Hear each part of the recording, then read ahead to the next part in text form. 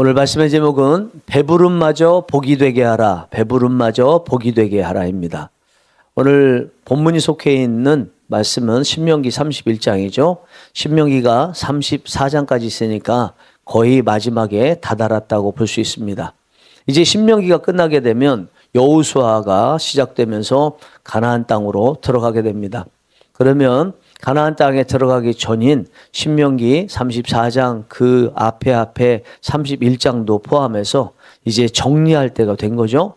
하나님께서도 이것을 아시고 정리하시기 위해서 모세와 모세의 후계자가 된 여호수아를 회막 앞으로 부르십니다. 그리고 두 사람에게 리더십을 인수하고 인계하게 만드시죠.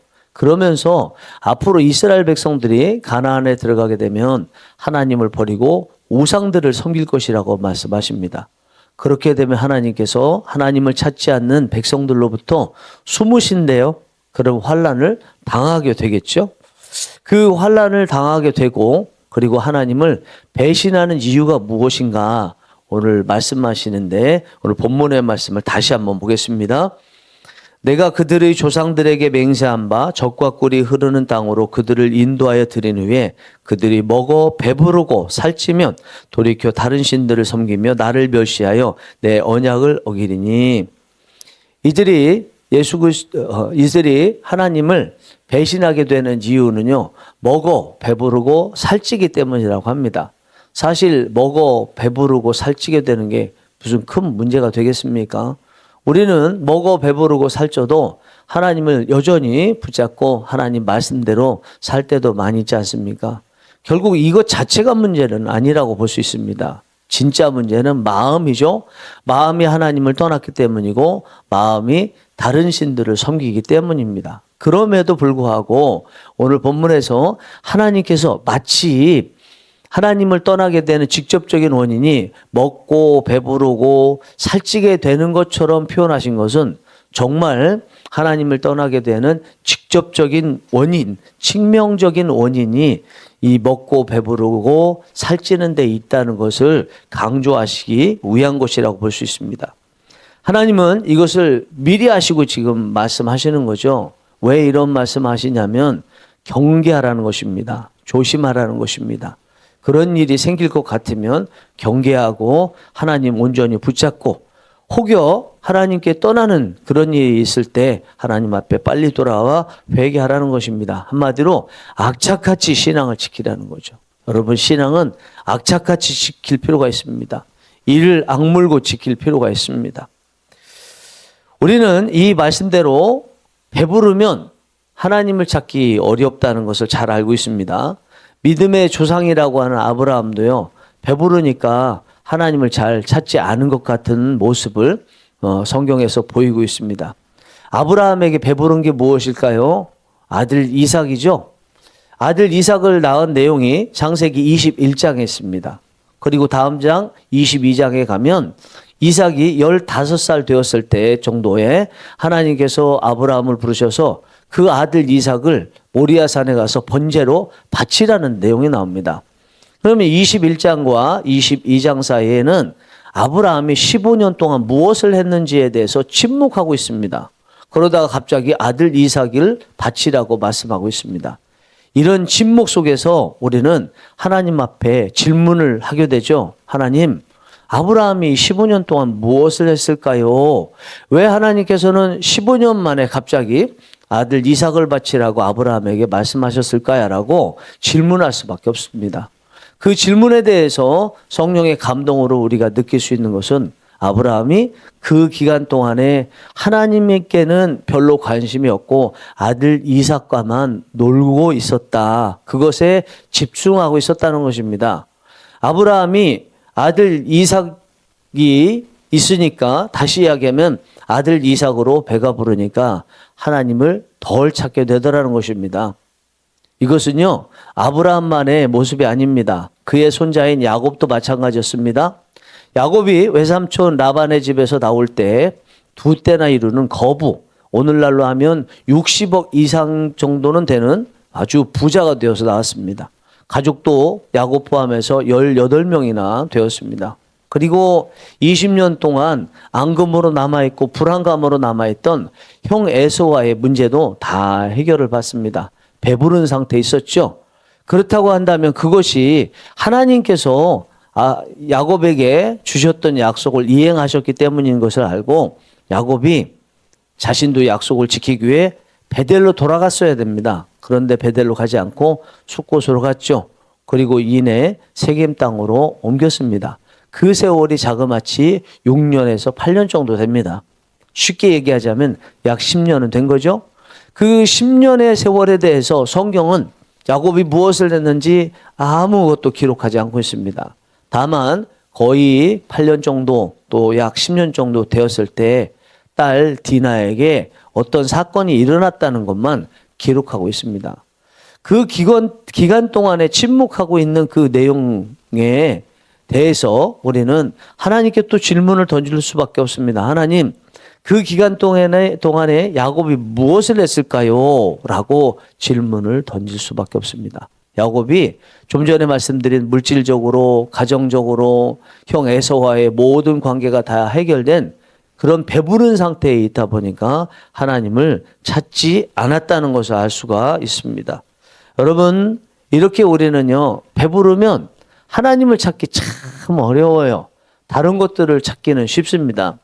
제가 묵상하면서 깊이 느끼게 된 게 세상 사람들과 우리 하나님의 자녀들과의 인생의 목표에 차이가 있다는 것을 느꼈습니다. 세상 사람들의 인생의 목표가 무엇일까? 배부르는 것이라는 것을 느꼈고요. 우리 하나님의 자녀들에게 인생의 목표는 배부르지 않는 것이라는 것을 느꼈습니다. 성경에서 불신자의 대표적인 모습을 가진 사람이 누구일까 생각해 볼 때 여러 사람이 있겠지만 저는 누가복음 12장에 나와 있는 일명 어리석은 부자가 생각이 났습니다. 이 어리석은 부자의 인생 목표는요, 배부른 것이었습니다.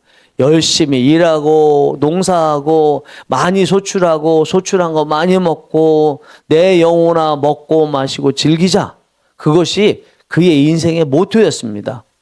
그런 그를 향해서 주님께서는 오늘 내 영혼을 하나님께서 도로 가져가신다면 지금까지 쌓아놨던 그 재산, 배부르게 했던 것이 누구의 것이 되겠느냐라고 이렇게 질문을 하십니다.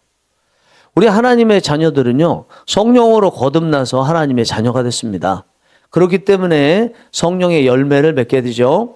성령의 열매에 대한 말씀이 갈라디아서 5장 22절에서 23절까지 9가지로 나옵니다.